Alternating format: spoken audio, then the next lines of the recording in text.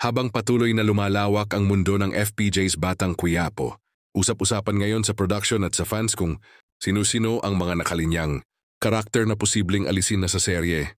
Ayon sa ilang insiders, nakatakda ng magbawas si Coco Martin ng mga karakter sa mga susunod na araw.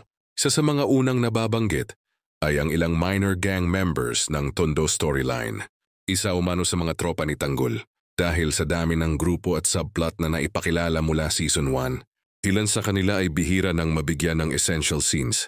May posibilidad na ang kanilang exit ay gawin sa pamamagitan ng biglaang scripted elimination upang magkaroon ng mas makatotohanang paggalaw ang mundo ng krimen sa Quiapo. Madalas ding pag-usapan ng mga side characters na may comedic tone.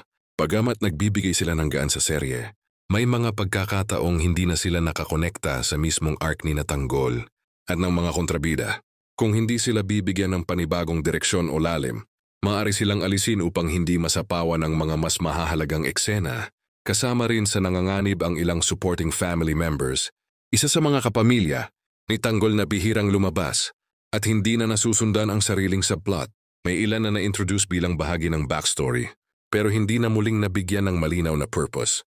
Para hindi magmukhang sabog o paulit-ulit ang pacing, posibleng i-phase out sila sa tahimik na paraan gaya ng pag-alis sa Maynila, paglilipat ng tirahan, o bigla ang pagbabago ng direksyon ng buhay. Gayunpaman, wala pang opisyal na anunsyo mula sa production.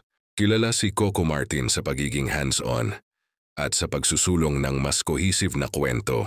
Kaya yung mga pagbabawas na ito kung mangyayari, manay para rin sa ikagaganda ng kabuuang serye. Asahan na ang mga susunod na linggo ay mas magiging masinsinan, mas madugo, at mas nakafocus sa core conflict ng Batang Quiapo.